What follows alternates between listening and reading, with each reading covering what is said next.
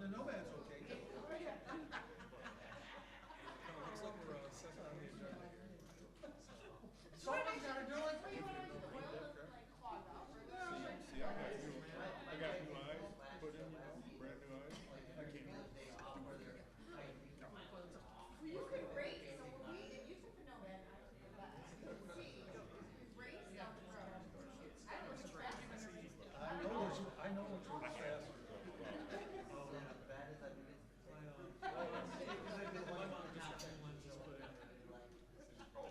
It's down there.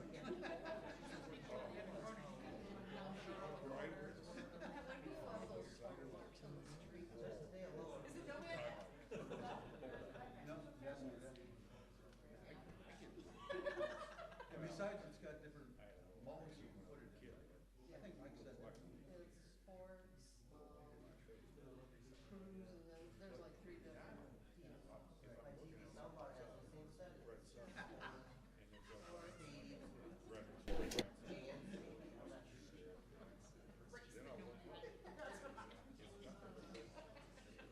Sure enough, some of the girls that I got the numbers about. Good, then you can crash that. Nobody.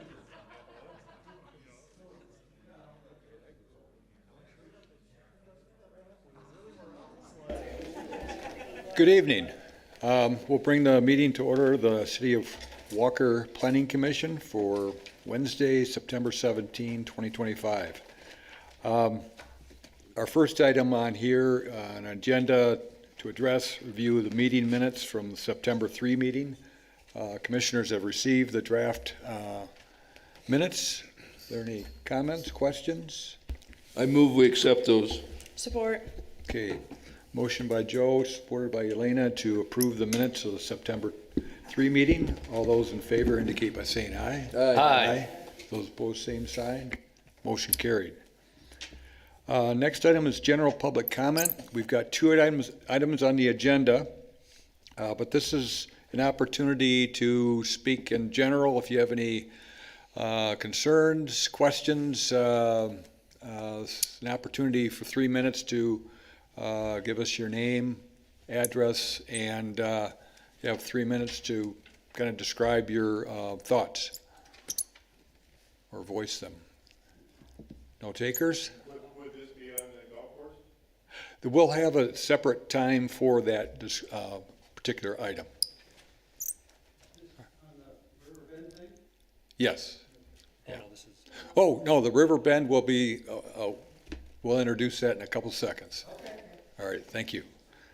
Okay, seeing none, we'll go forward on the agenda items, case number 25009, Riverbend site development, site condominium development. Paula Preby, the city's planning director, will introduce the project.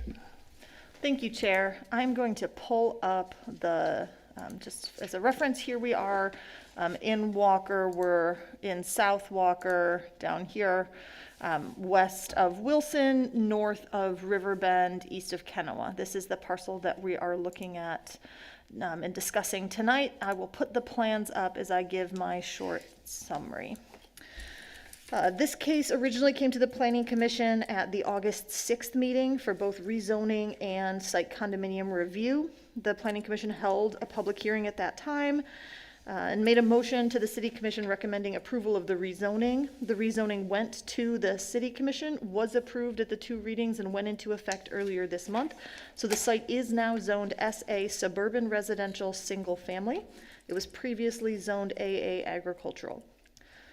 At that same August 6th meeting, the Planning Commission considered the site condominium request. It's for 27 residential lots for single-family homes on public water on a proposed extension of Fleetwood Drive. There are 3 parcels that would not be in the site condominium that would be split out through a straight land division. Those are alphabetized rather than numbered, so parcels A, B, and C would not be within the site condominium. So we're really focusing in on the lots inside here fronting Fleetwood Drive Southwest. At the time the Planning Commission, after all of the public comment and review, made a motion to table that component, and so that is the component that is back today. As stated in those minutes, which I included in the report, that section was tabled to allow the developer to review street layout and drainage concerns as discussed in the public hearing. So those were the key factors. The plan is in many ways very similar to what was shown before, so I will leave it up to the developer to point out the different changes they made. Really, I'm just giving that introduction and I'm here to answer questions. I don't have much further to add regarding the site condominium review. I recommended approval before and I recommend approval tonight. Thank you, Paula. Commissioners, any questions for Paula at this point? Okay, thank you. We'll move to City Engineer Scott Connors. So you've got a few additional comments from us. I think one of our homework tasks from the last meeting was to reach out to Public Works and Police and Fire and gather comments about the 290-degree bends. We've done that. I don't know if I want to read through all those. I think you've had them and you can kind of see they're a little bit all over the board, but certainly there's cautions in most of those. And I think that's really the key here is for you to consider those cautions as you look at the layout. Couple new items. They did make some changes to the retaining wall north of lot 44.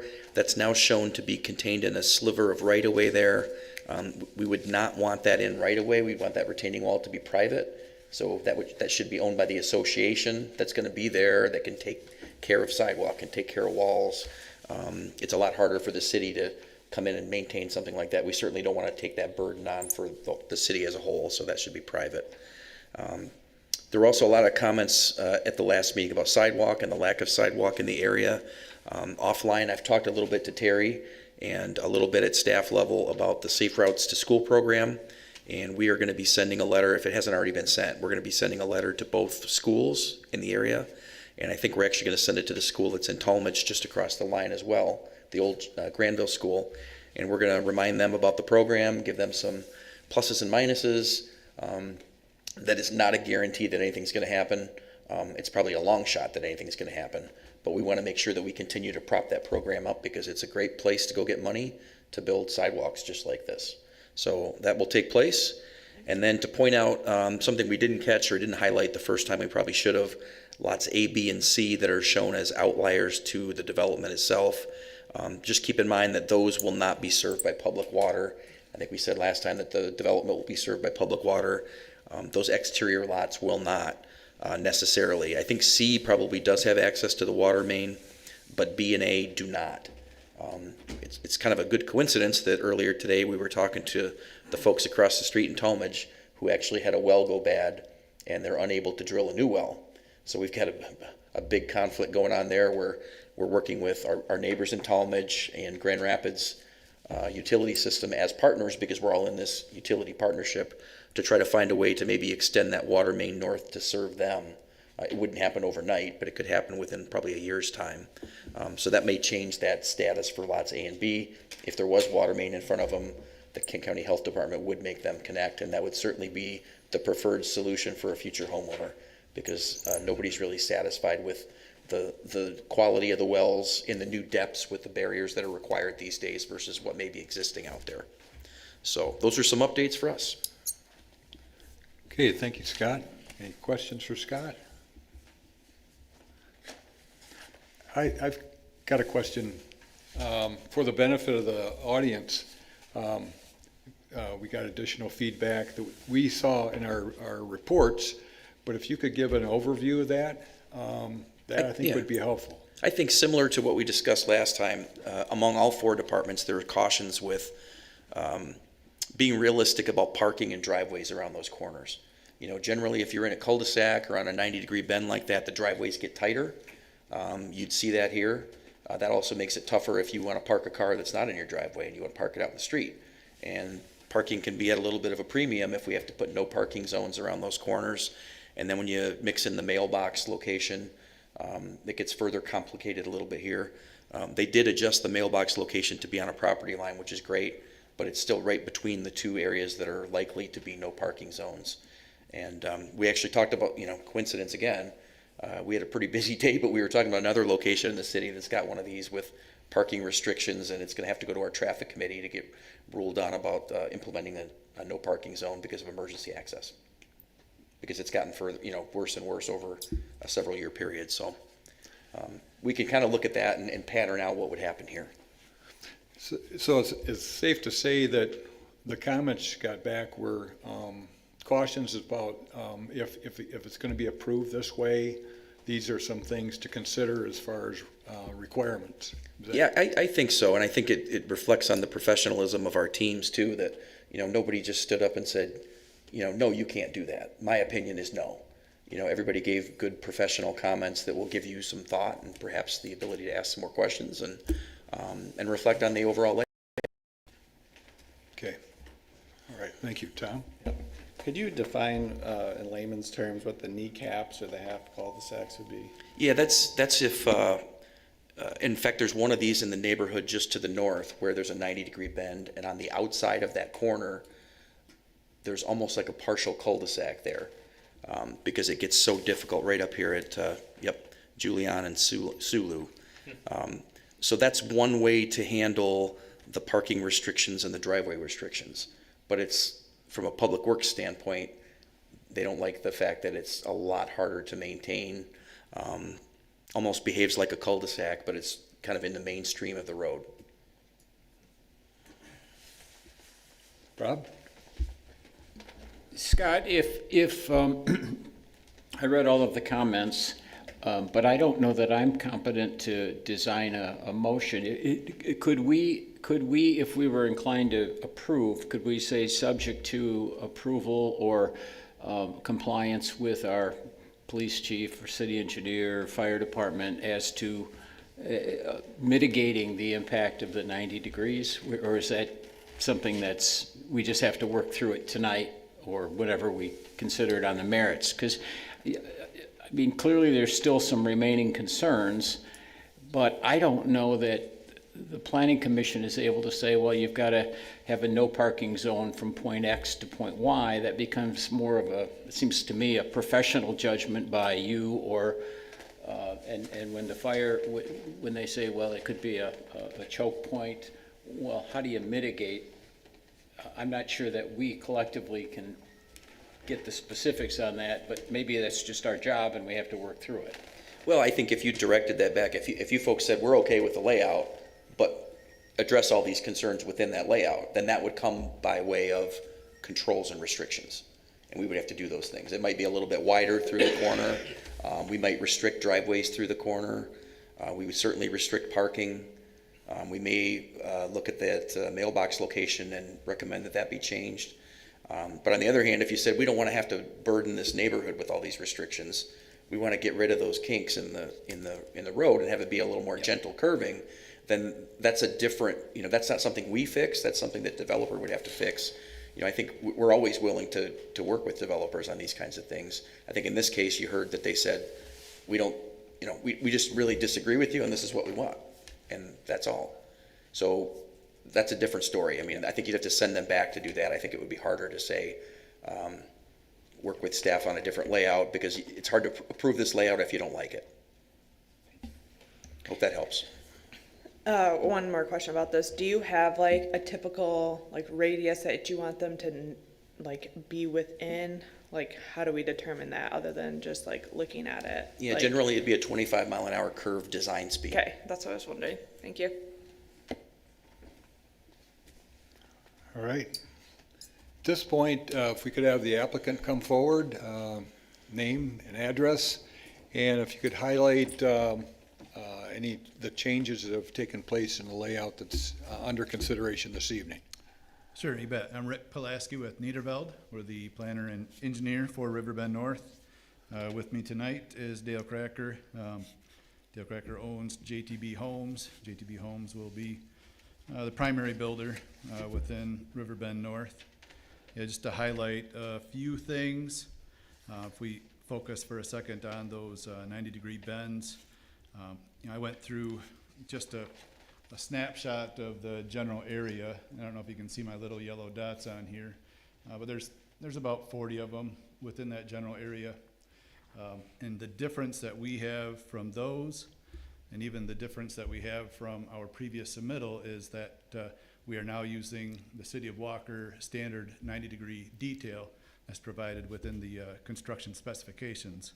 So we are using specific to City of Walker detail, and one of the items on that detail is the extra width that it gives you through the middle of that turn.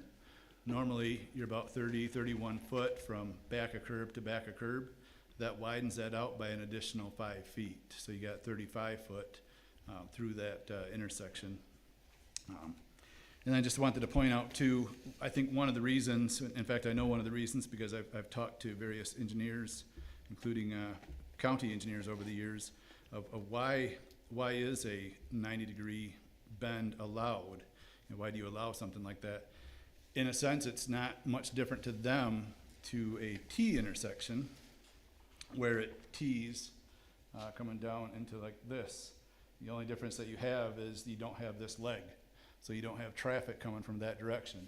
So you've got traffic coming here, traffic coming there. The dimensions are at least as robust, if not more robust. And so that's one of the big reasons that it typically gets approved. So that's one big change that we made, is to show that wider, show that in accordance with your detail. And then secondly, we did make some of those grading plan changes, such as the trapped water area that Mr. Connors had noted, and a couple other miscellaneous changes, but that was the bulk of it. We're certainly willing to look at our mail kiosk to see if it should be in a different place. We will be, assuming that you give us blessing and that the city council gives us blessing, we'll be in the design process after this for a good 6 to 8 months. And a lot of those really detail type of questions, we run through those with City of Grand Rapids for the water main, but then also City of Walker for stormwater, grades, roads, etc. And as you can see, Mr. Connors holds our feet to the fire, and we expect that he will do that for us here. But yeah, we'll have 6 to 8 months to iron out those kind of details, and we feel that what we're proposing is a good, safe solution. Okay, thank you. Any comments, questions? I've got one with regard to the feedback from the various city departments. Did you get a copy of that? Yeah, we did see that. Yep. Okay. Do you see any issue with those comments?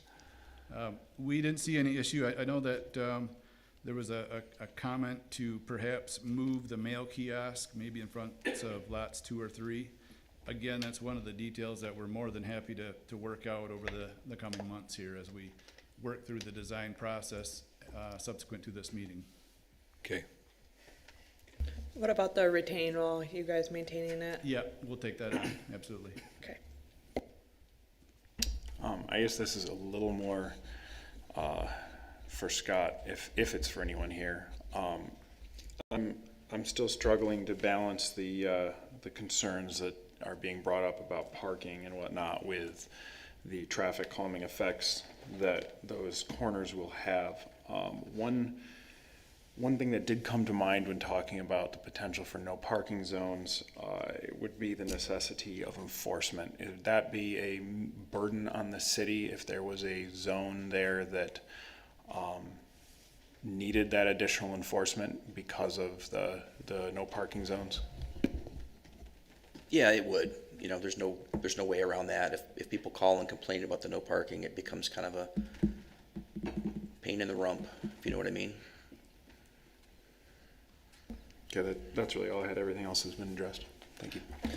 Scott, one question about this detail that they provided from the city. Is that like the detail that we would do for like a road versus a residential road? So that detail was created for those very difficult parcels where a Yeah. 90-degree bend couldn't be avoided. Okay. We said we should have something so That's that what if I there's a thought. piece of property that there's just no other way to do it because of the way it's shaped, maybe it was part of an old plat from the 40s or 50s, and we said we really should have something in there. It wasn't created for New plats. a brand new Yeah. blank canvas. Yep, that's what I was wondering. Right. That's what I was trying to get at, is very specific about trying to use this and avoid it when obviously we can. Okay, I have a couple comments here.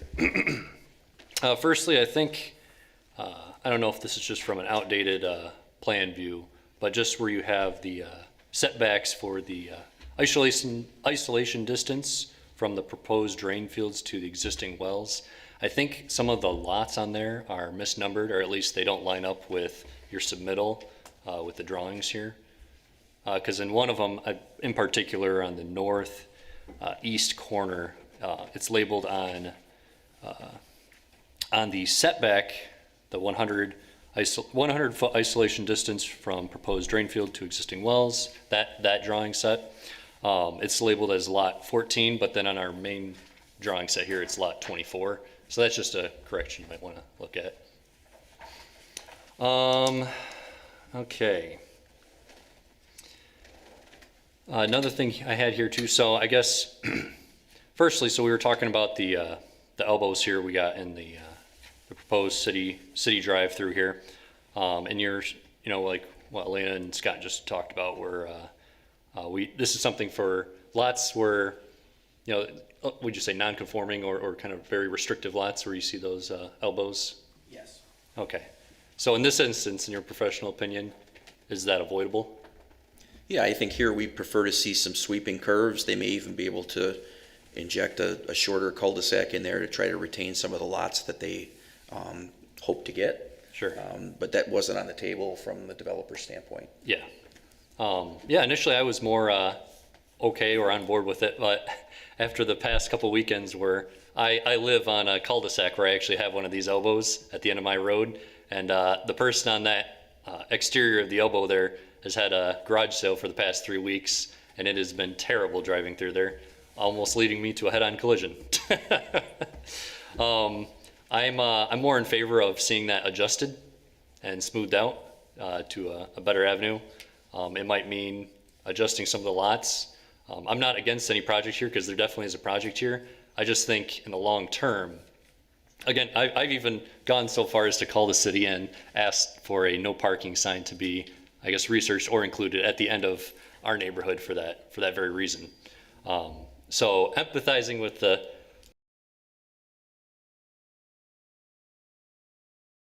and ideally street parking for their lots too.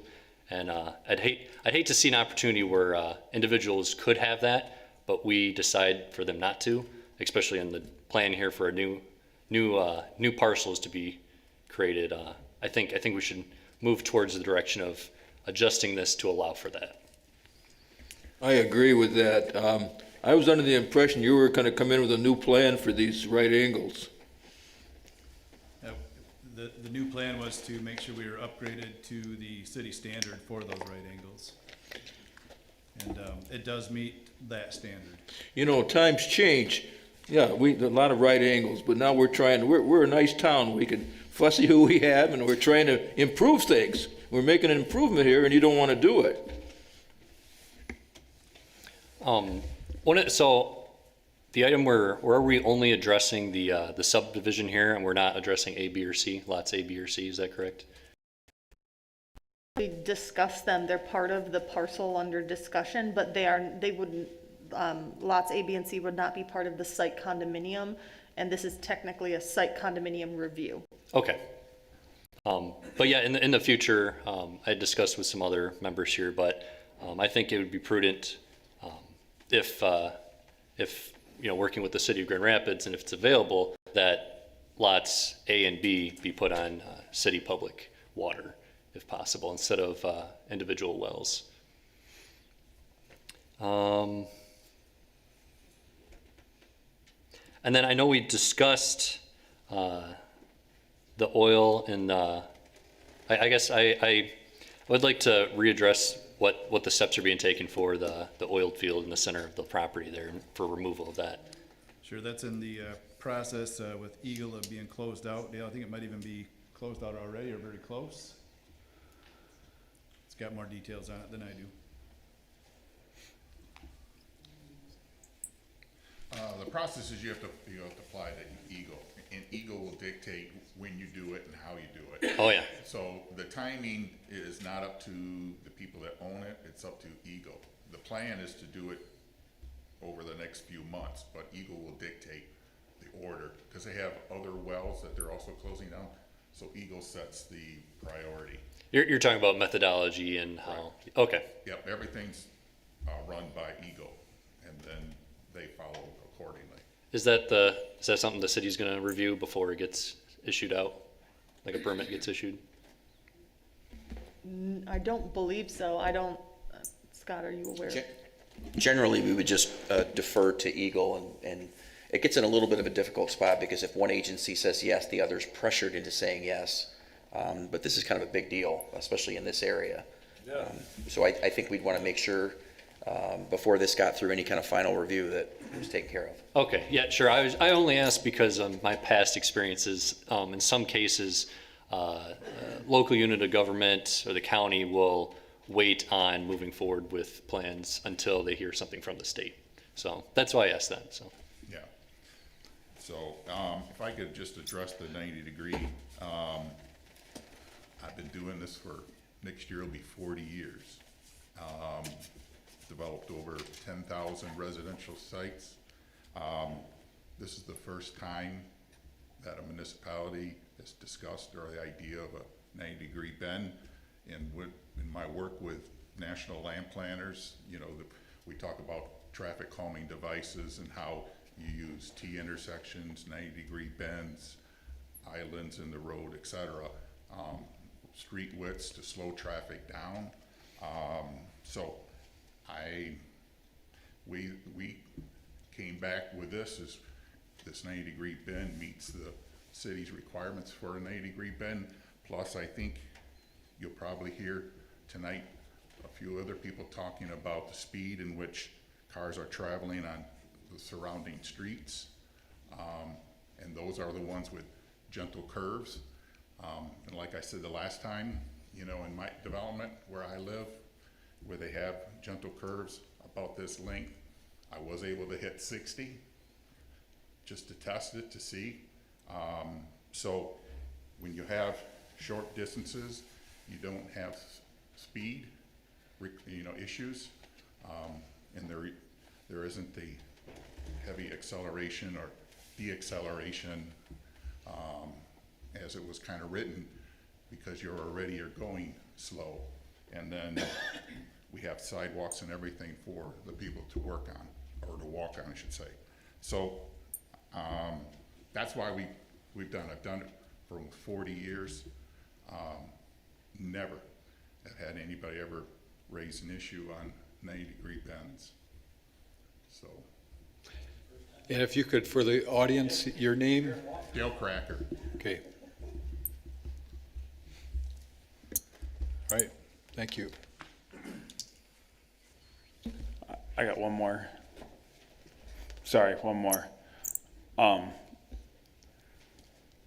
Understanding that if you were to change these bends and try to make them 25-mile-an-hour bends, it might necessitate a larger relayout. But if you were keeping the same basic layout here, it seems to me that it would be lots 23 and 10 that would be most affected by that. And I'm seeing they are 0.6 acres and 0.5 acres respectively. Do you have a sense of how much it would bite into those lots to have a 25-mile-an-hour bend there? Have you overlaid that detail? We have actually, just in draft form. You would probably lose those two lots, frankly. Entirely, okay.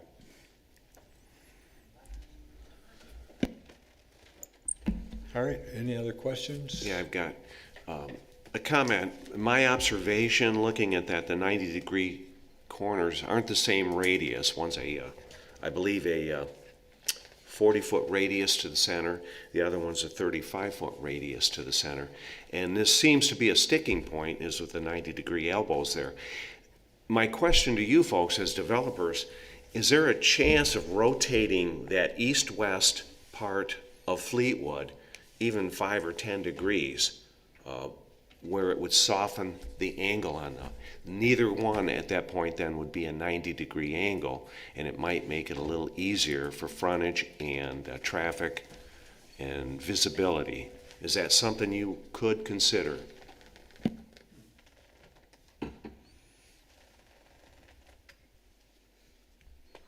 Yeah, both of those, roads, I'm just gonna fat marker this thing. But something like this, are we talking about If, roughly? is that something, Paula, we can put up on the screen? I can try. Make fun of my drawing here.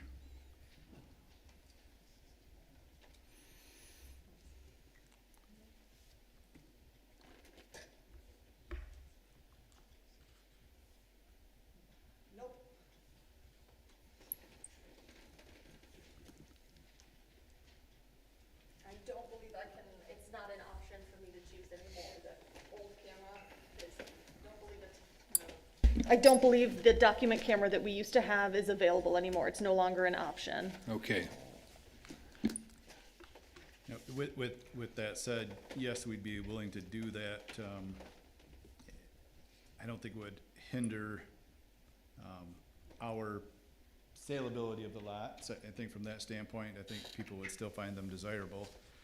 I think the big question would be, you know, obviously, Mr. Connors would have to review it too, and would he be comfortable?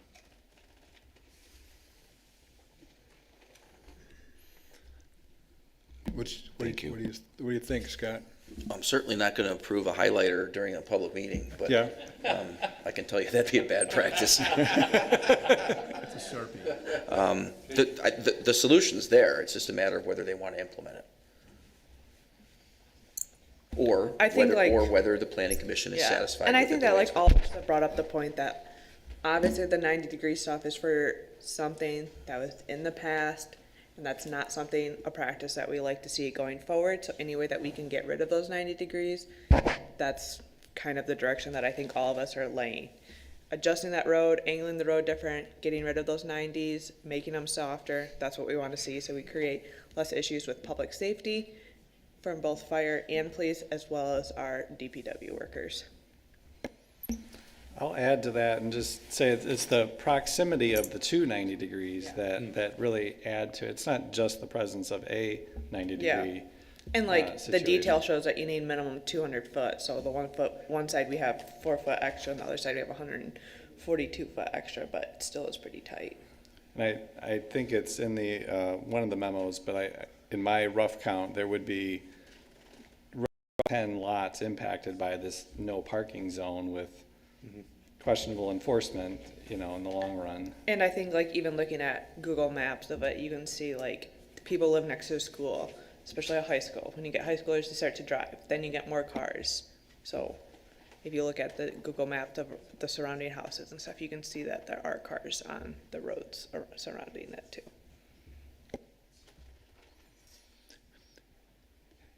At this point, just to recall that the hearing was opened and closed on both the rezoning and the site condo.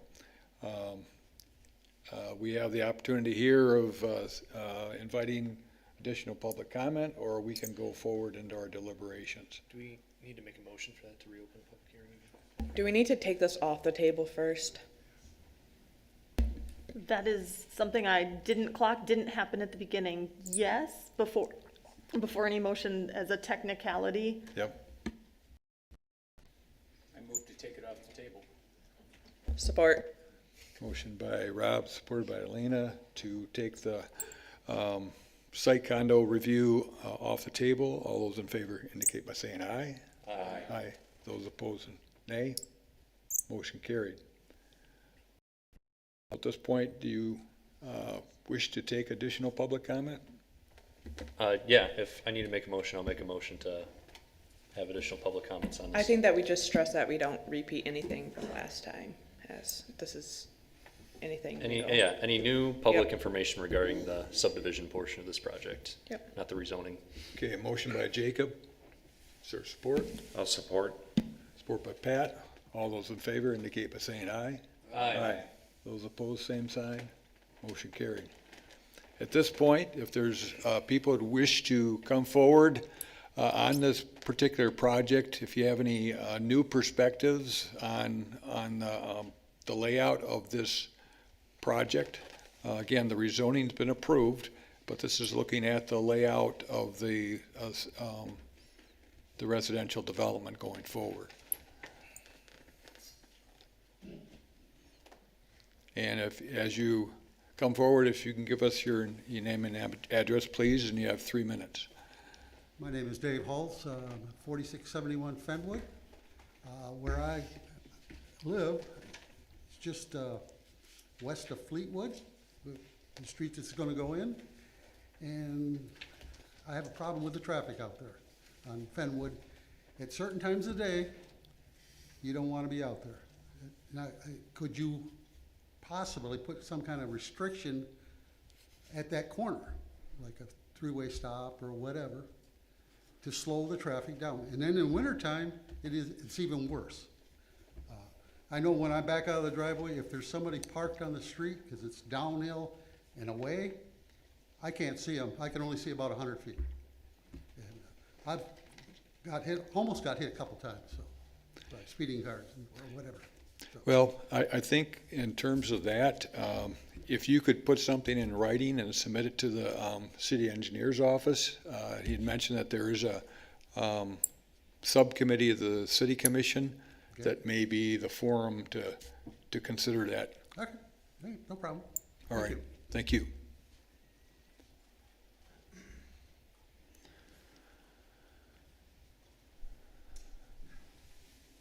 Grant Miller, 1522 Ferndale, and I was here on the August 6th one, and they talked about the lots 10 and 23 not coming off the corners.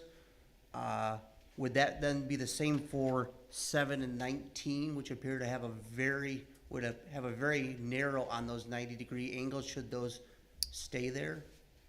How would that be? How would those lots be affected by the driveway? I know the focus here is on August 6th, if I'm not mistaken, they mentioned that it was proposed that this would remain a public roadway. And again, just taking public traffic into context, and Wilson Avenue being over double the capacity, I hope that's going to be taken into consideration, that that additional traffic coming through there. And again, another thing I believe that was said on the August 6th meeting was that the Riverbend, that there was no significant data or statistics for that road and the amount of traffic coming through there. And I'm wanting to know if there is a tentative plan to start collecting data, as again, people will use that one to get off of Wilson Avenue to traverse over into Ottawa County or whatever.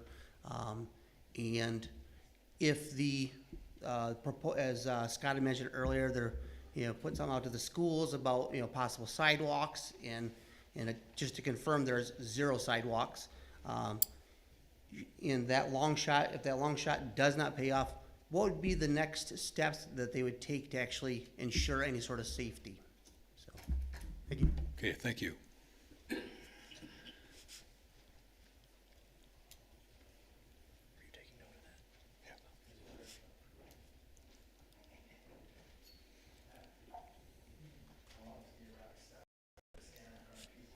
How you doing, Pat? Good, Joe. How are you? My name's Joseph Sitko. I live at 4710 Riverbend Drive. I have a cornfield in front of my house right now. I've lived there for 23 years, and 26 years. All right, I'm 3 years behind. So yeah, 26 years, and it's always been great to be able to see wildlife and stuff like that in front of your home. And not have cars, doing donuts in front of your house and whatnot, and having lights shine in front of my house and everything like that. I can say that Riverbend, when they take the turn off Kennewa, they stomp it there, and by the time they get to Wilson, they're probably doing 100 miles an hour. I'm going to tell you what, there is from 3 o'clock to 5 o'clock going down Riverbend, there is 30, 40, 50 cars. I cannot believe the little kids that we have in our neighborhood have never been hurt. you know, and there's a lot of people that walk in that neighborhood. And we did get testimony to that effect at that prior meeting. And again, the city engineer's office says there's a grant program that would appear to be a possibility there, but it would take involvement at this juncture with the schools to have them on board to pursue that. I understand. It's just, you know, there again, nobody wants to look at a back of somebody's home, you know, when you've lived there for 26 years. And here, you know, like I said, I had a beautiful cornfield. I do, you know, right now. And in 2 years or 5 years, whenever this is going to be developed, which we had no say in, you know, Yep. then we're going to have there, you know, a back of a home sitting there. You know, we don't have any sewage right now running up the road. We already had to pay for city water to run up the road, which we opted out, but we still had to pay for it, which we didn't want, you know. So there's just, are we gonna be able to vote on this, or is this already said and done? This is what's before the commission this evening is a proposed layout of the development of this residential project. And so the zoning is right for, the new rezoning of the property would allow for this type of development to take place, and we're looking at the merits of the detail of it. And so we're getting a lot of information back from the city departments, and we'll be deliberating this evening to see whether or not the plan as submitted, where that goes from here. Okay, so if anybody petitioned around the whole neighborhood and everything like that, would that make a difference? At this juncture, they have a right for a review and action on it. We can approve, we can deny, we can approve with conditions, or I don't see it likely that it'll be tabled this evening, but that remains to be part of the discussion we'll be deliberating this evening. Thank you, sir. Thank you.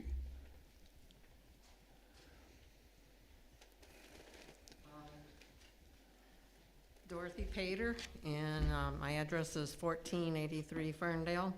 And I was at the meetings prior to this, and I was under the impression that with the 90-degree angles that they were gonna have a conversation with the new fire chief to see if that was, in his mind, the best way to go for that. So I don't know if that had happened, you know, to talk to the fire chief on this, and, you know, the delivery trucks, and snow plowing. I guess those were our big concerns about those 90-degree angles. And like I said, there's two of them. It's not just one, it's two. So I guess my concern is, how do they, you know, change that so that it is approved with the changes, so that the fire chief and the paramedics and everybody can get through safety and stuff. Yeah, and again, in this case, we did get feedback that was communicated to the commission from the various departments, including fire. Okay. It wasn't a case where they said, no, you can't do this. It's just they gave some cautions as far as some implications of it. Okay. And in some cases, recommendations as far as how to accommodate it if it's going to go as it's submitted right now. Okay. Can they do less houses? You know, I mean, what, does it have to be 27? I mean, can't they make them different sizes? I don't know. Yeah, right now, we're looking at the merits of the plan that's before us this evening. Okay. Thank you.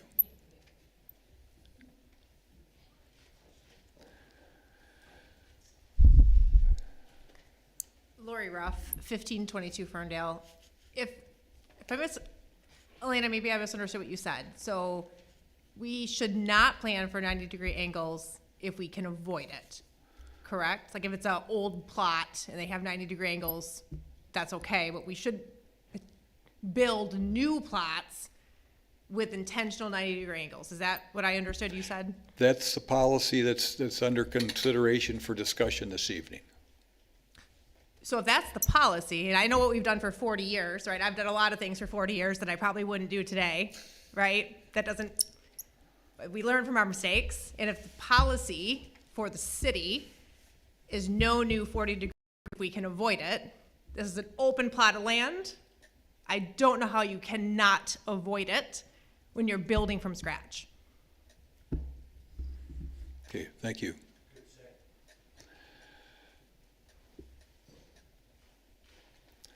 All right, any other comments?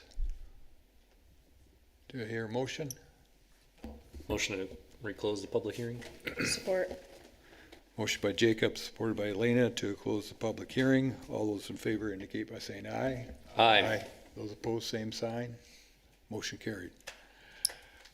Commissioners. Mr. Chair, from our perspective, obviously a choice would be approve, deny, or table. From our perspective, we would prefer a table, obviously your choice, but that would give us another opportunity to just start noodling on the layout, send it past staff, and get staff buy-in, hopefully before we show up here next time. Okay, So, thank you. We'll take that into consideration with our deliberations. Commissioners. I think I just want to reiterate what we talked about before. Like, obviously, we want to avoid those 90 degrees, and that's kind of where I'm staying. Like, if they're willing to work with staff and get that figured out, I think that's our biggest holdup right now, is based on the comments from police, fire, and snow removal, DPW, and the parking aspect of it is trying to work with that. So if we can, my opinion, table it, have them work with staff to decrease those 90 degrees, I feel comfortable with it. Then. Yeah, can we go down the line? Yeah, Mark? I'll be honest, I don't have a lot of strong feelings here. I still like cars going a little slower. I'm less, I guess I'd want the parking restrictions to be in place and the signs up before people buy their houses, so they know what their neighborhood looks like before they go in. Beyond that, if there's a way to condition approval on the developer working with staff to make them happy with this without drastically altering the plan, I'd also be fine with that. I'm pretty amenable to just about anything at this point. Okay, thank you, Mark. Rob? Yeah, I agree with Elena. I'd like to let the developer tinker with it. I'm still not, I'm kind of on the fence if you have enough restrictions, but I do like the idea of traffic calming. But on the other hand, if our policy, or at least is to try to avoid or mitigate 90 degree, I think we should respect that policy.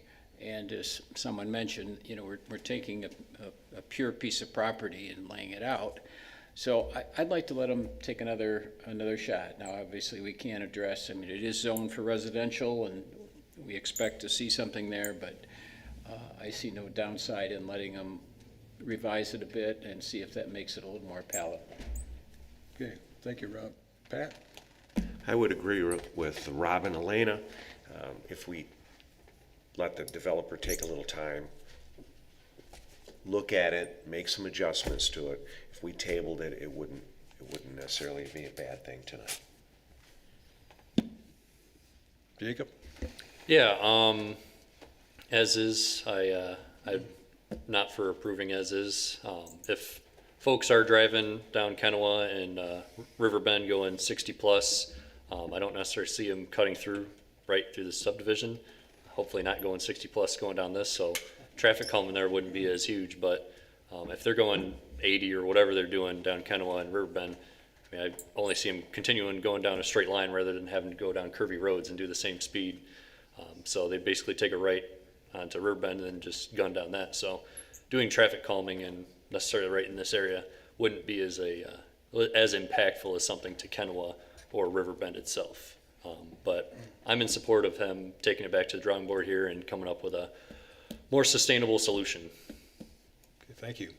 Tom?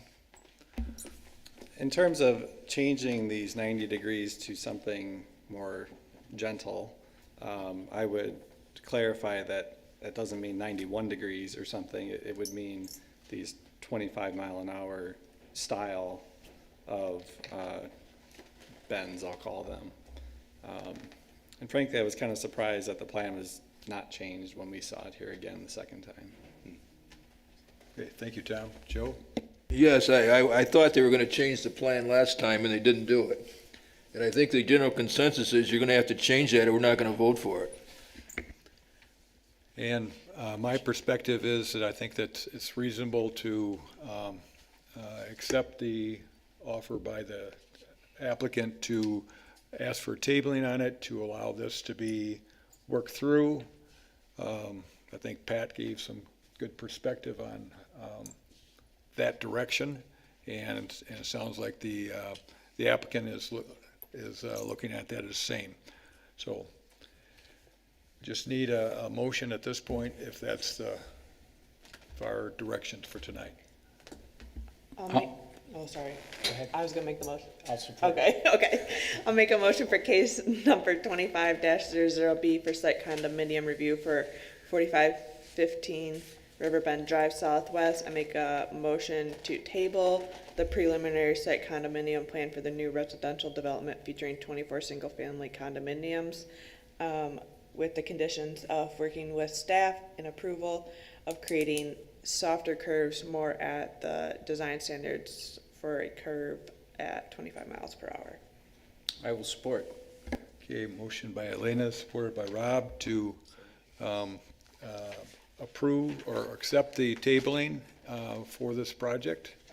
All those in favor? I just want to make sure everything was addressed. So Scott, were the engineering comments addressed then? Just if we're having them go back, make sure we're. Yeah, I think maybe not addressed here, but they know what they are, and if it's tabled, we hope that they would come back and have those cleaned up. And, by doing that, the next time that they come back with a final plan, it should be fairly easy. We should be down to the details at that point. Okay. Okay. We'll call the motion. All those in favor indicate by saying aye. Aye. Aye. Those opposed, same sign. Motion carried. Thank you very much. For the audience, as that would come back, I believe there'll be notification given to the neighbors. Yes, we will send postcards to the neighbors. Okay, thank you. Now we're moving to another public hearing. This is relating to property at 2301 O'Brien Street. Paula, if you could please introduce that project. Yes, Chair. Apologies, I was pulling something up and accidentally closed it. All right, we are moving across the city here. If you bear with me, we're gonna fly across Walker over here to O'Brien and, what's the cross street there? Is that Koval? Yeah. So this is the Mines Golf Club, and it is partially in the city of Walker and partially in the city of Grand Rapids. And the property we're looking at today is this one here that has the star on it. I pulled on the plans here. It's a roughly 60-acre property. We're gonna zero in on a smaller portion of it. A large portion of this property is golf course lanes. Or they're not called lanes, I apologize, holes. And here you could see there's also the primary maintenance building for the golf club is on this parcel as well, to the rear with an access drive off Koval. And then the driving range area over here on the west side of the property. So now you see where we are. We're gonna zoom in here to just focus on that portion of the property where the driving range is. This is being requested. It's a new driving range building and parking lot expansion primarily. I have a few notes for you. So the staff site plan committee met with the applicant in late August to review the project, or the group met. We had a miscommunication, but all of the feedback was transferred to the applicant, and they resubmitted plans addressing many of those comments. So I have a few comments for the board. I briefly mentioned in my introduction here, the property has several uses. It is primarily part of the main golf course. There are 4 holes on the property, as well as the golf course maintenance building, and the driving range is one of the uses within that larger golf course use.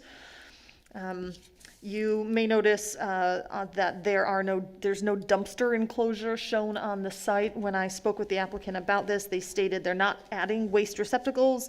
They'll transfer trash to our current bin at our maintenance building. This is something that I've seen at other golf courses, because you'll find waste receptacles across the property and they consolidate it all into one location. So I am comfortable with that solution.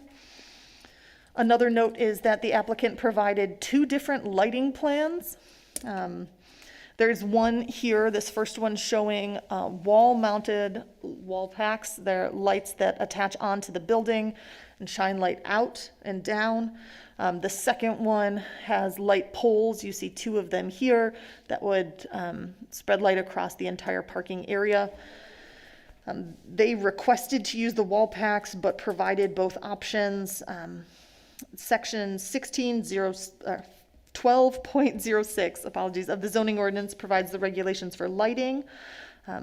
One of the main concerns of our lighting section of the ordinance is that light doesn't transfer off the property onto other adjacent properties.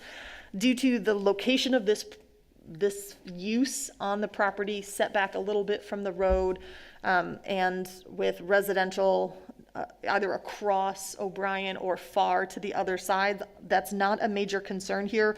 So after that, the next concern is that the site is sufficiently lit. It's my recommendation that the board approve the light poles as they fully encompass the parking lot, while the light packs do not. You can see the boundaries there. There's a lot of the parking lot that is not fully covered. You might want to ask the applicant about that in the hours of use and the parts of the year when this is primarily used, because that might diminish that concern, but that's my primary concern at this point, is that the parking lot gets covered. But I don't know if there's going to be a lot of nighttime driving range use, and so I leave that to the board's discretion with my feedback. You'll also notice there is no landscaping plan. Section 12.07 of the ordinance discusses landscaping requirements, and it expressly states that there shall be no landscaping requirements in the AA district, and this site is zoned AA. No landscaping is required by the ordinance, though it is encouraged to beautify the property. Finally, 2 additional items. The site is proposed to have public water and private septic. I received an email from the Kent County Health Department stating that, quote, "The site requires new evaluation prior to future permits to install an on-site wastewater facility," unquote. So the applicant would be required to get this evaluation and a permit from the health department prior to any building permits being issued. That needs to be fully reviewed by that other jurisdiction. And the last is on you can see here the elevations, proposed elevations for the building. There's a front door, I believe there's a side door on each side, and then garage doors facing the driving range. Those would roll up and you'd shoot from inside, swing your golf clubs out of the building to allow for winter use. You will also see on the floor plan here that there's a bar and kitchen area, so I wanted to address that for the board. The applicant can speak to this in more detail, but based on our conversation, it's primarily proposed to have concession stand type food, burgers, chicken wings, fries, and similar items. The bar would serve beer, liquor, and soft drinks. The Mines has an active Class C liquor license with the Michigan Liquor Control Commission, including various designations for specific purpose for golf courses. There's a special license for golf course use. They have Sunday sales, additional bars, outdoor service areas. Lots of things are required due to the way the golf course functions. One of those additional bar permits would be used for the new bar, and we would just ask that when that gets established, that permit gets shared with the Community Development Department, just to confirm that everything's good with the state. I could look that up. I looked up all of that information at the state level, but that's just one consideration. And I believe that addresses all of my comments, unless there's specifics that questions that the board had for me. I guess I had one question for you, Paula. You mentioned about the on-site drain field location. However, on the plans, it shows that there's a 12-inch force main sanitary. Why would they not be hooking up to that sanitary? We'll defer Yeah, to Scott. so the force main is under high pressure. Yeah. And it takes gravity flow from a low point, pumps it over the high point to the Right. point where it can be put into a gravity sewer again. So you really can't tap into that. So their only option is drain field. Is there any talk with the city of adding the non-gravity or the? No, the density here is pretty sparse. Yeah, that's what I So was in order to figured. pay for a sewer, it's quite Yeah, expensive. So. okay, that's what I thought, so.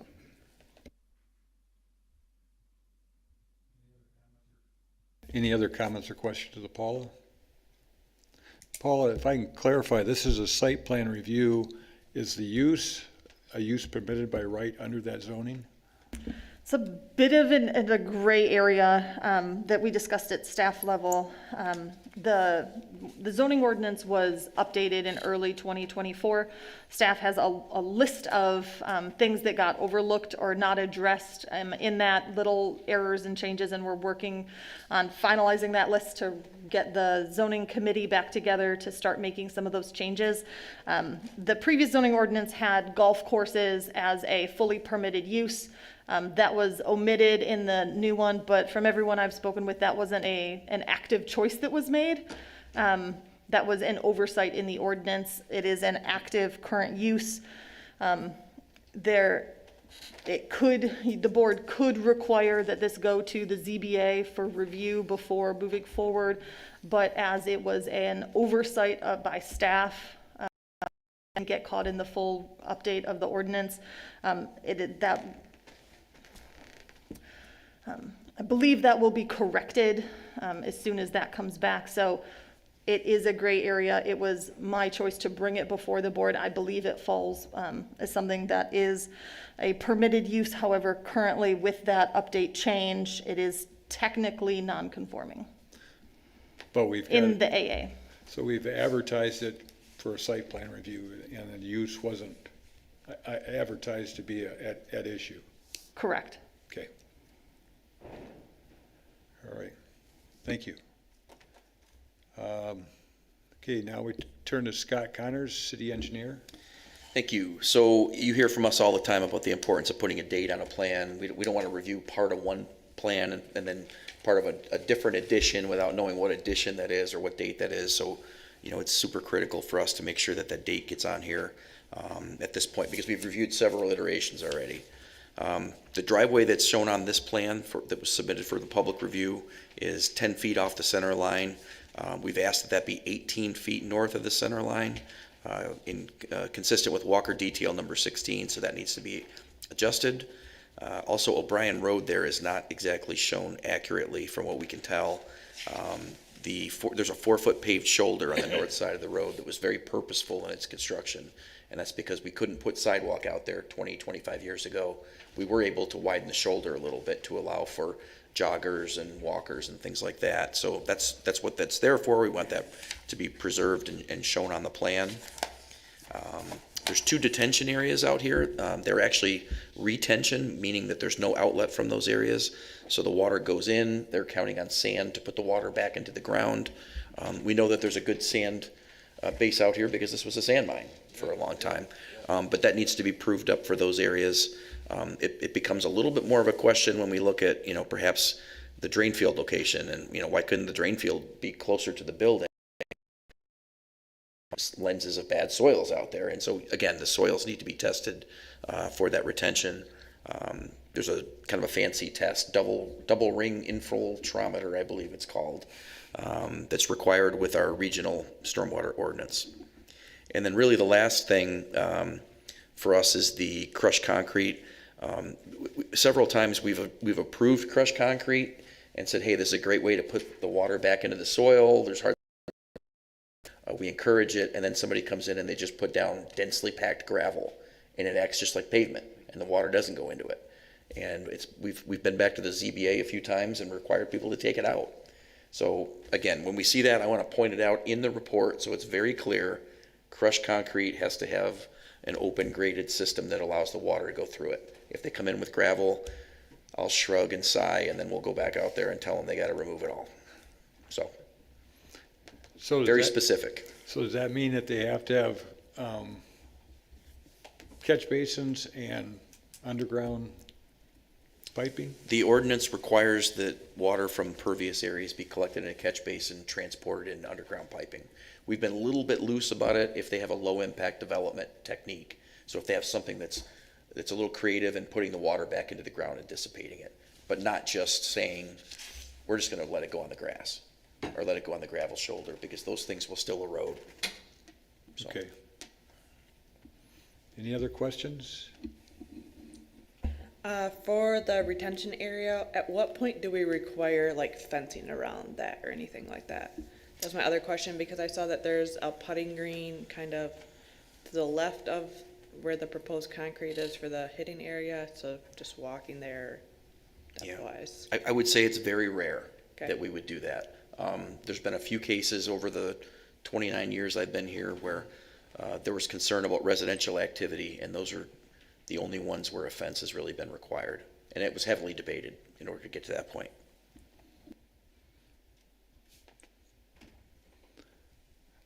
All right, at this point, applicant, come forward, identify yourself, address. Go ahead. Chris Sobek, owner of the property. What was it, you need the address? 330 Koval is our address. I was thinking I'd start by just addressing the comments from staff, and then if you want to know about the operation and how it works, then we'll refer over to the owner and talk about it from there. Sorry, could you give your name for the record? My name's Rob Lamer, XL Engineering. I'm the engineer for this project. So, first of all, I guess I'll walk through. Paul has done a great job, and so has Scott. So, most of those things are all fine and dandy of what they're asking for, and I'll just walk through some of the items just to make sure that we're on the same page. First, from Paula's report, she's right on the waste, and that's very common. You don't want to have 10 different places for your garbage guy to pick up your stuff, so they're going to just consolidate all that. The lighting, we kind of debated that. We thought, you know, we don't want to have light go off the site, and even if you see from the other site, the main operation is in the opposite side of the building, so that's where the lit area has to be if you're hitting in the dark. The parking lot is lit enough that you can see with the wall packs, but if you do say, hey, you know, you got to light it up to the standards because you're concerned of it to being too dark, then you could do it where you have poles and you point back towards the building. Yeah, the main concern from our point was we did not want to overlight the area because it's a residential area. So our preference is to underlight it, but make sure it's safe to access. It's not a huge parking lot. We don't anticipate more than 30 cars. I mean, in the winter, when you're gonna need the light, it'll be less than that. So we were trying to be careful with polluting the neighborhood light. That was our thinking. We'll put poles in, but I think that's more intrusive to the neighborhood. So I would appreciate less lighting. So that's, I haven't done that before where I've submitted 2 different lighting plans like that, but that's the purpose of it for this job. I'm not a lighting guy, but that's what the lighting guy recommended too, is, you know, it looks like you're lit enough in order to be able to make the operation work in the parking lot. It's a safe neighborhood. We're not too concerned with people not being able to see around their vehicles or anything like that. And it's lit, it's just not the level that the standard requires. So the health department is going to be the one that approves the drain field. The location is where we'd like it, mainly because what I'm trying to do with a drain field is keep the water that rains from the sky off that drain field. They want those drain fields to be on ridges, and that the water that does land there is only the water that gets there. You can't have the uphill drain all the way across the drain field. So that's where we're showing it. We want to have approval from you first before we engage the health department, and we're expecting that to be a condition of approval. while we do that, when we do check the soils to make sure that it's the right sand material and the size of it, we're gonna have an excavator out there to be able to do that. In that same time, we'll do the same thing in the retention basin areas that are proposed so that we can do the infiltration tests there, because the equipment's out there. And as we get further in the season, there's fewer people hitting the balls too, and it just makes sense. So that's why we haven't gone through the soils work yet, but that will be done, and that's an expected condition of approval. We'll move the driveway to what Scott wants. I went out there tonight. The current driveway has a valley gutter edge, and so that 4 feet is there, but there's not, I had shown it the way it was originally because I thought I had to hold that flow line. I hear what Scott is asking for. I know what he wants. We'll show that, and we'll work together to get there. Infiltration, open graded crushed concrete. We're showing it as what we want to do. We understand Scott's concern. We'll make sure that that happens. If they don't, they're going to hear it from me. All right. Let's see. Yeah, so if you've got questions about maintenance, ports, and that sort of thing integrated into the driving range, it's quite a ways out. The health department has these drain fields on round golf courses. I don't think that's going to be a concern, but certainly ask questions. We'll be working with the health department, and that's really their jurisdiction. So if you've got any more questions about operations, I'll let you talk about what you're proposing to do there. Well, I mean, I think you probably know we just built a new building on the corner, a restaurant and event center. This is the next phase for our development and trying to upgrade the facilities. We are trying to be very good community partners, and it's a very popular location. And we don't think a shipping container down there does justice. We also don't like how the fencing, and I said to my superintendent earlier this week, I want it to look like Disneyland when we come down Koval to hit O'Brien. I mean, we really want this to be a beautiful location. And as far as the driving range, it is a heavy use driving range, and we do need to do something to create more hitting area for our customers. So we need to expand the parking lot, and we want to do it all in one series. There is we do not have enough winter space for golf at this time. I mean, we have Maple Hill and Golf Emporium in Rockford. So there is definitely a use for this. I know there's a lot of indoor simulators that is coming and going where this seems to be a continued use. And we only see this building really being operated in the winter months when it's less desirable to be outside. We'll continue to use the range as we always have in the summertime. This building would give us permanent restrooms instead of a porta-john that we also have that is not substandard to the conditions. We prefer not to pave it, but if we're going to use it in the winter, we feel like we need to pave the parking so we can maintain it properly. So that's why we added a paved parking lot instead of keeping it as a surface that would drain better. We would much rather do that. It's less expensive, of course, but it wouldn't meet the project's beauty, you know, what we're trying to do. We want it to be professional. So that's a general overlook. If you have questions, I'm happy to answer all of them. So. Rob? Thank you, Mr. Chair. Paula mentioned in her summary that landscaping plan is not required, but I'm just curious, you made reference to having it look like Disneyland. I'm not sure that's what I'd like to see, but be that as it may, what are your thoughts regarding landscaping? We would landscape it similar to our current new building that we just put in, which is fully landscaped. Yeah. So yeah, we're not going to just leave it. I mean, it'll be grass and flowers, and it will look nice, yes. We are not intending on placing a sign on the road either, so we don't want to add, I'm not a big sign person, so we like to put a sign on the building, which I think we've addressed that in our plans as well. We want to keep this low key. We're in a neighborhood, we want to keep that feel and that vibe, so that is our plan. And the other thing that I just want to point out, because I know where you're going with the ordinance, from a frontage standpoint, this site is well thick with trees. And if you go by there, you'll go, there is no way you can add more landscaping in the front because it's probably a grove 30 feet thick. And I don't know that you can even walk through there right now without chopping things. So I guess if you do think you need more landscaping in the front, that's probably not the case. And I can show you some photos. I was just there, so that's pretty darn thick.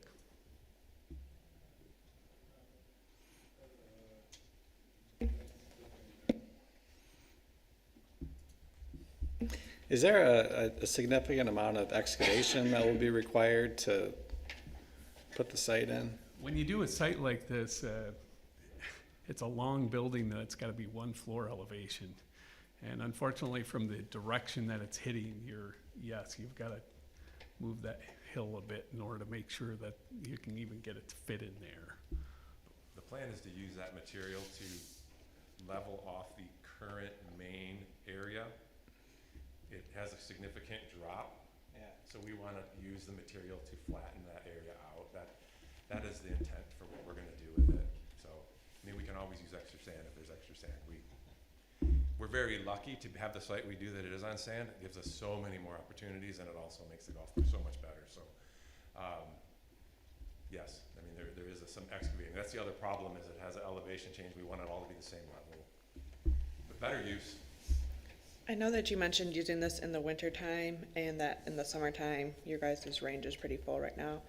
Do you anticipate that this is gonna be enough parking for both situations so that we don't have, because obviously there's no street parking or anything like that can occur? Yeah, we think this is more than enough. I mean, right now it does overflow because there's maybe 30-something spots. This is 65, I believe. So it'd be more comfortable from a parking standpoint. The building itself with 11 bays, if you put 4 people in a bay, you're at 44 people max. That's still not enough. But that's not enough how many spots do you have that would be paved? How many spots are we paving? What is it, 30, 40 something? I think 57 parking spaces. but that wasn't including just the paved ones. That was my question, is because if you do 4 for each one of those spots, because that's what I was thinking about for the winter time. The numbers that are in circles are the number of spaces in each row, so we have those 3 numbers that are in circles. We don't 15 think. plus 30 plus 13, so 28, 58. Oh, yes, but those are, I count 36 spots. And So we think that's actually ample from a standpoint of a winter even use. if you're serving food and beverages there too? It's not really a sit-down, it's not a restaurant. It's just to service the people in the bays. There will be no seating inside the building. And then I guess where would your employees park then? Employees at this point, they would either park in the gravel or park at maintenance or park at the golf shop and drive down. I mean, Even in the wintertime, they would park in the gravel? yeah, for sure. Okay. Yeah. We park in the gravel in the summer. Yeah, but that was my question, because you said you were paving it so that you can maintain it in the wintertime. Yeah, for the customers, we want to make sure it's maintained. I mean, that's a better experience. And like I said, it's already turned into a gravel lot. Here we are. Yeah. Everybody's calling it gravel. Crushed concrete. Would you like me to use OGDC? And honestly, those are good questions on a site that's very tight. But this site has the room to pave more. I mean, you always want a business to succeed, but it's like you have to pick a choice of what you think's going to happen, and that's what they're choosing at this point. You know, someday somebody might say, you know what, let's do this same thing off to the left of this and run another wing, and then we'll talk about where we go from there. But this is the start, and yeah, I think that's a good number of parking spaces. Paula, how does that fit with like our parking ordinance to line up with that? That was just my question. Just because like it is 11 bays with 4 plus employees, just to adequate space. That's the interesting thing for our ordinance, parking requirements for recreation uses, which is explained as parks, playgrounds, golf courses, ball fields, athletic fields, and community centers. There is no minimum parking requirement. And so it's really, the ordinance leaves it up to interpretation and common sense. Okay, perfect, thank you.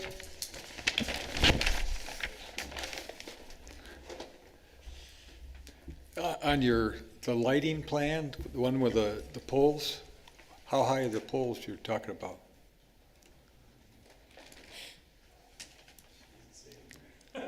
I think the ones we put on our current are no more than 18 feet or 20 feet in the new building. 'Cause we had no lights on the former parking lot, now we do.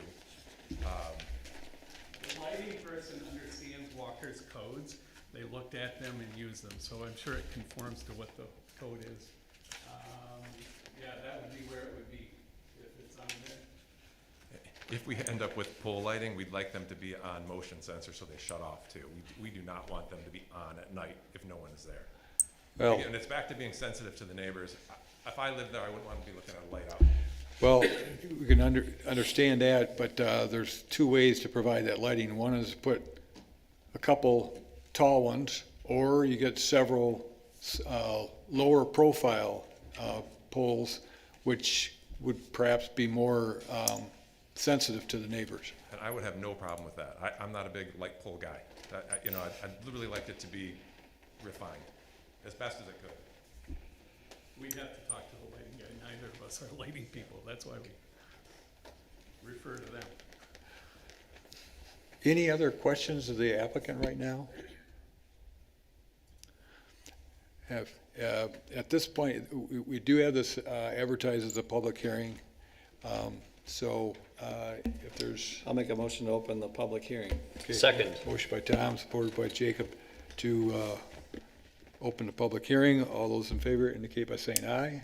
Aye. Those opposed, same sign. Motion carried. Those in the audience, you step forward and give us your name and address, and then what your comments are for the project. You have 3 minutes for speaking. Wow. Hi, Greg Postma, 2228 O'Brien. I'm right across the street from the development. You're lowering that hill to put the building in? The one right now where you've got that auxiliary area? So the grade of the existing shooting range over So, on the left. but basically is about where the you've got same. your slope coming down, These are about at the same elevation. it's all gonna be at the same elevation. And the gravel area is the existing? This concrete area is The existing? It's pretty much the existing, except for it's moved slightly to the north. Yeah. It's pretty much the driveway then? As they want us to. Okay. Cause I'm ready. If you could address the commission, please? Who, me? Yeah, Yeah, well, I just wanted to get some. okay. I was just concerned about where the driveway was being relocated. If that's being relocated then to the west, to the east of the existing driveway? I think it's just wide. Oh, Widen for better access. okay, all right, that's good. And then my comment on signage, I would appreciate a sign because both me and my neighbor, our driveways are the turnarounds for all the people that don't know where they're going. We've been to a dozen times today. It's fun. I don't want a huge one, but a little something so people notice it might not be bad. And then my other concern, they are planning to have winter. That's correct. How late are you open? Not past 10 or 9, I don't believe. 9 would be the end of it. So the idea of, in the winter, the lighting of the parking lot would be an issue, but not during the summer. We don't need the lights on because you close before dusk. But if you did want to put in some lighting, you could put bollards. Low impact. And if they do want to put in the overhead lights, I would just say make sure they comply with light pollution ordinances and the direction of light, make sure they get directional lighting. There's cutoff lighting, there's all types of lighting. 1 minute. Pardon me? You have 1 minute left. No, maybe. All right, thanks. Thank you. All right, my name is Michael Cole. I live at 2361 O'Brien, which is on the first property on the west side of the driving range. First of all, I'd like to say I grew up in that house. Bought it from my parents when they decided to downsize and move up into Standale. I didn't move next to Disneyland. I didn't grow up next to Disneyland. I don't want to be next to Disneyland. We like our wildlife. We like the fact that we can, go out there at night and see the stars. I am very much in favor of a new building. I've brought to their attention multiple times that I have people coming off the west side of their property or to the very edge of the west side of their property and urinating behind trees, which is easily visible from the front of my house with my toddler running around. Most of the time I've gotten blown off. One time I was told it was too early in the year to put out porta potties. So I am in favor of the building for sanitary and view reasons. I do have some concerns that I have brought to them on multiple occasions, and a couple of times promises have been made that have not been fulfilled to me about putting up cameras, signage, possible deterrence. But my toddler and I dodge golf balls that end up in our yard 3 to 4 times a week at least. I have 10 or maybe a dozen impacts on the back of my garage that are very clearly golf ball impacts. You can see the dimples. The ball is on the ground. One of my tomato plants, which is behind the garage, got demolished about a week ago by a golf ball. So I would ask, I don't know if there's anything the commission can do, but I would ask the owners and developers to please try and be a little bit better neighbors. I've tried to be supportive. We've called the fire department before in the past when there have been grass fires out there, so they didn't spread. When they were closed on Sunday. You have 1 minute remaining. Thank you. We used to get a lot of people who would park near the front of our property, hop the fence and go over and in, and we'd call and kind of get those people out of there. So we feel like we've been good neighbors. We've tried to be good stewards of the neighborhood and the property, and I don't always feel that that's been returned to us. So. Thank you. Thank you. Any other public comment? Seeing none? Motion to close the public hearing. Second. Motion by Jacob, supported by Mark to close the public hearing. All those in favor indicate by saying aye. Aye. Those opposed, same sign. Motion carried. Sorry, I had one more question for Scott. Do we have any concern with it being in the parking lot of the asphalt valley gutter versus concrete gutter or curb in the parking lot? We'd always prefer concrete, but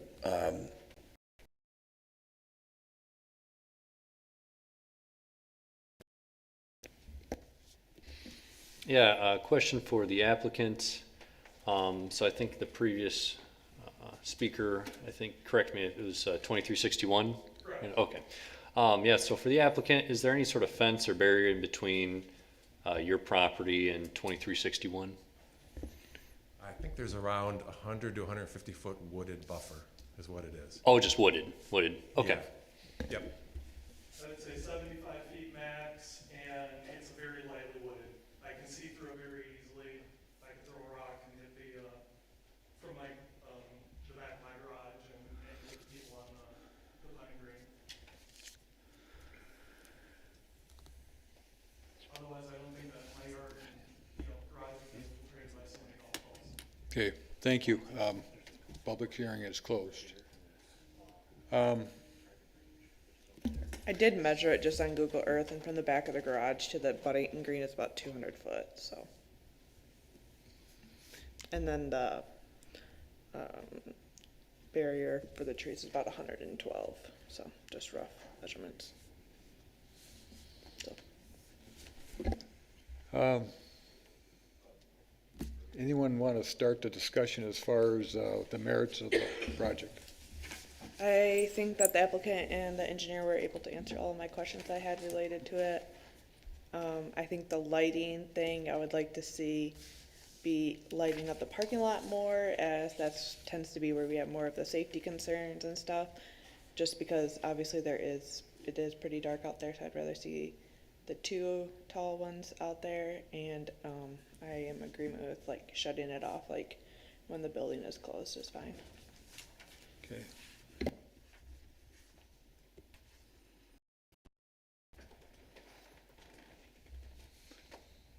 In regards to the lighting, I kind of like your idea, Terry, of having maybe 4 shorter poles just to reduce that. And if there could be a shut off, I think that would be neighborly. But I do like the idea of smaller or shorter poles rather than 2 giant ones. I don't know if 4 is the right number, but I think you get the idea. Paul, is that like a condition that we could do to work with staff on that instead of a table for that? Yes, they would have a new lighting plan prepared, and I could review that, and if it met the commission's comments, approve it. Okay, perfect. Thank you. Rob? Paula, is there anything that, in that regard, I think one of the applicants mentioned motion sensors so that the lights aren't on when there's nobody active? Is that a problem? That's not something I'm super familiar with, so I would want to dig into that a little bit more. I wouldn't want to speak out of turn without more information. Scott? Yeah, I would say similarly, probably defer that to the police department. You know, they have some pretty significant concerns about parking areas like this being lit for security reasons, and that comes up quite often. So I wouldn't feel comfortable without getting them to chime in. Okay, so if we condition it on reviewing that, including are motion sensors appropriate, or does it create a safety issue, and then imposing, I believe the applicant said 9 p.m., they're out, and well, maybe the police have something to say about that as well. Is there a gate on the property, or will there be one? There is today. There is today, and will there be one? I'll leave it if you want me to. Okay. It's currently there. Just asking.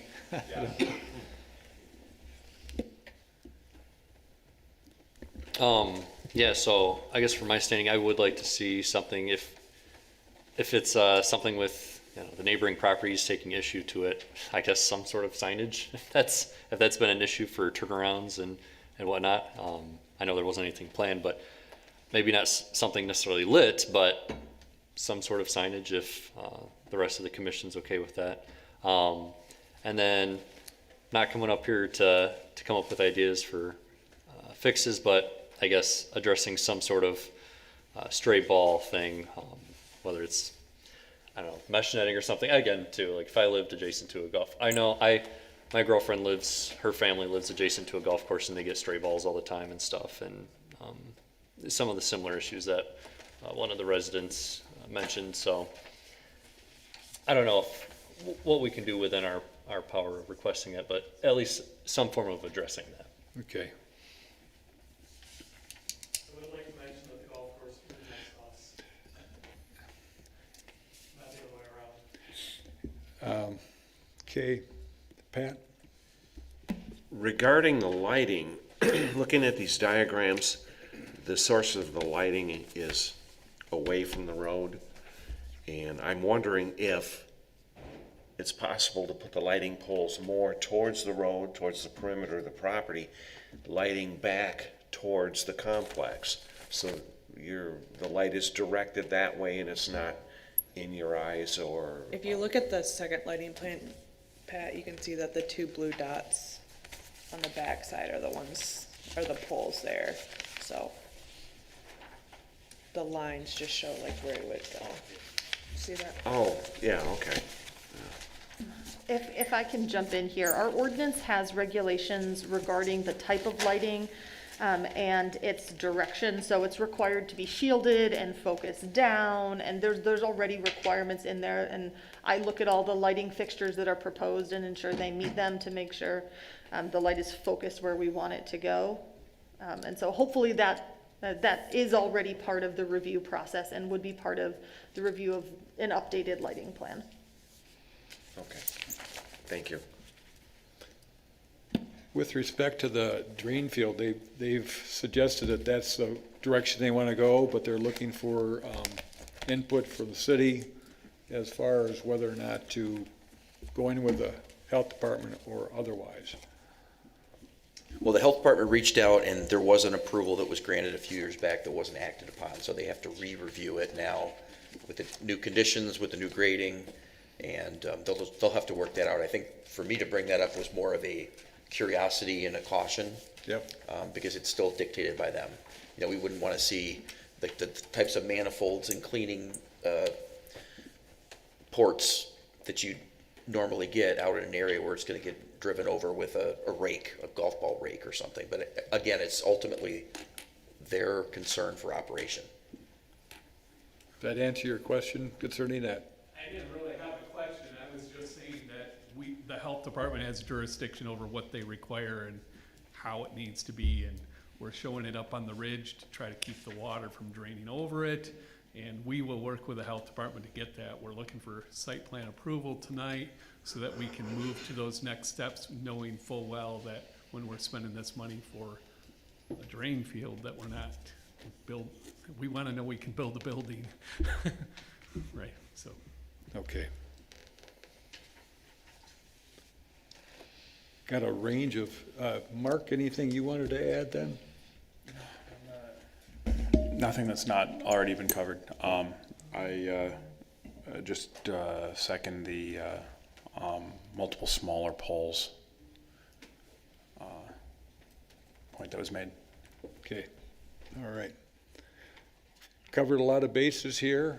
Do we have anyone that, Joe, you have any additional comment? Paula? If I may, I wanted to just follow up on something that was brought up a minute ago about addressing the concerns of the immediate neighbor. The Planning Commission does, as it was said, I don't know what we can do as the board. This is section 18.08K, conditions of approval regarding site plan reviews. The Planning Commission may impose reasonable conditions in conjunction with approvals, and that specifically notes in there compatibility with adjacent uses of land, and let's see, the public health, safety, and welfare of those who will use the use, as well as residents and landowners immediately adjacent to the proposed use. And the list goes on, but if there was something that the board wanted to impose as a condition regarding the neighbor next door, whether that's, you mentioned possibly some sort of mesh fence or something, or landscape work there, you know, evergreen trees or something that could act as more of a buffer. That is something the board could put on as a reasonable condition. Can I speak to that real quick? Please. If we were to put a fence up, it would literally be on his garage. Our property line is right there. But I know he has a garden or something that's actually. Can you please speak into the microphone? The property line we have is right next to his garage. I mean, we're trying to avoid creating an issue for him by putting something up, to be honest with you. It is, you can see his garage on that site. It is right there. And he's got a garden or something within our property, which we don't, it's fine. We're trying to be pleasant here. The errant golf balls, it almost has to be purposeful for someone to do that because it's not in the direction of where you're hitting. It would be a really mishit. So, I mean, and I think we can put a fence up, but it's gonna be terrible for him. Is the range getting moved out? I just thought something that would buffer it a little bit, like some more trees along, you know, this area here, or even just some private property. Please don't shoot this way, which is what somebody promised me a year ago when I set my golf for my garage and I hit by a dozen golf balls. Is that we're putting cameras of some science so we can tell us. okay.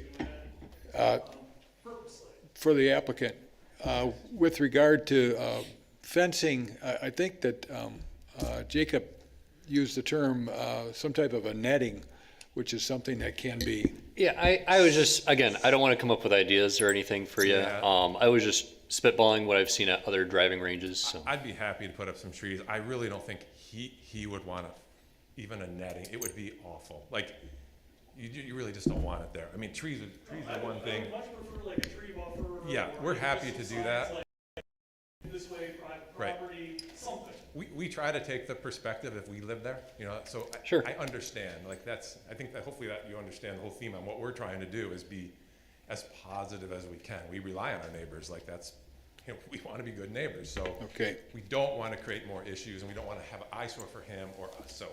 Okay, thank you. It sounds like a more sustainable solution there. Yeah. All right. As you've been all taking notes as far as what the issues are, Someone Oh, I did putting want to together ask Paula one thing. Is there anything we would need to see if they had some form of signage, non-lit signage? Anything greater than very small directional signage, which is permitted without a permit, would need to come to the city for a permit for a new sign, and that would go through our regular process as a separate element.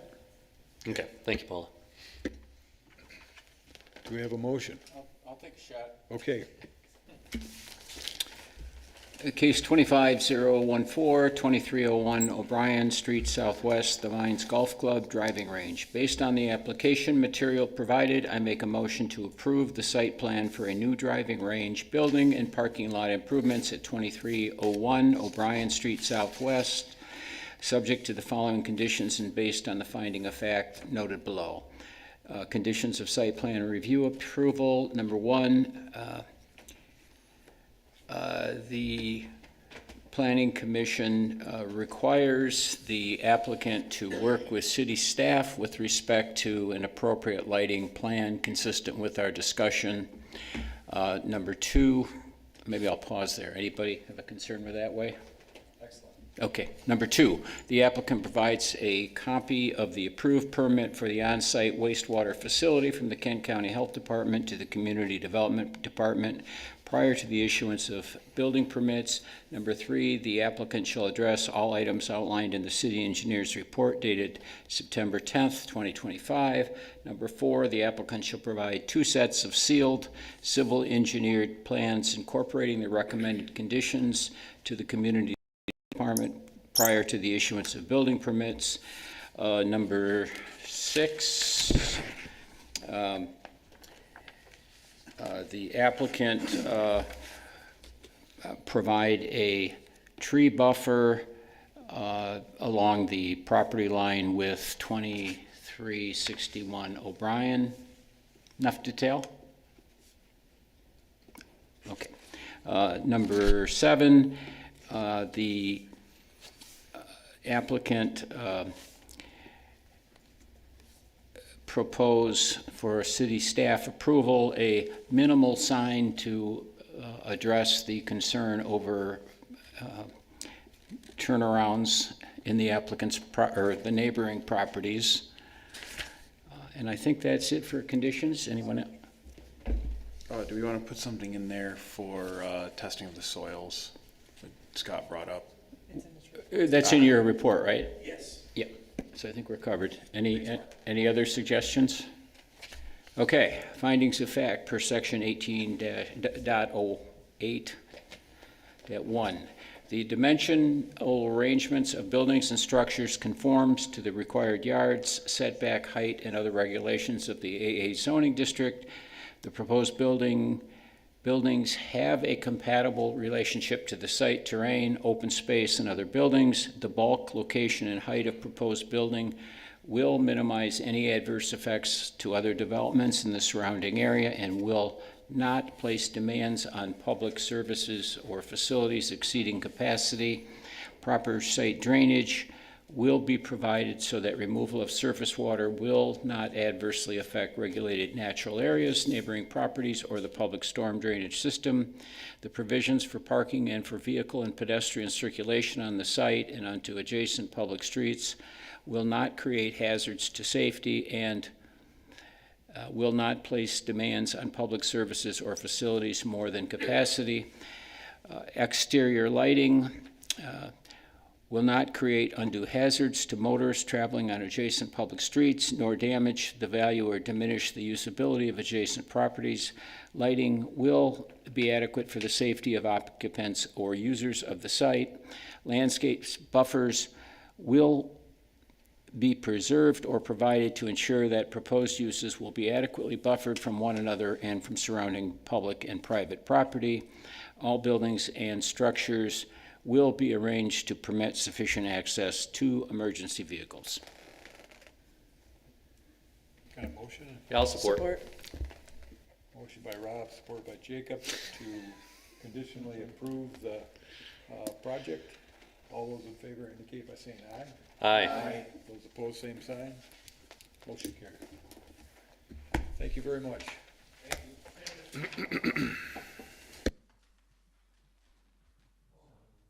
And- Yep, as that was the last item on tonight's agenda, our next meeting is on October 1st. We currently have one pending item. It is a rezoning request for a property on Lake Michigan Drive that's currently zoned ORP, and they're requesting to rezone it to C1. And we'll see, we've got a couple of floating things. I don't think they'll be back for that meeting, so that might be a short one. And then I don't know beyond that. Okay, motion to adjourn. Okay, support? Support. All those in favor say yes. Aye. Aye. Yes.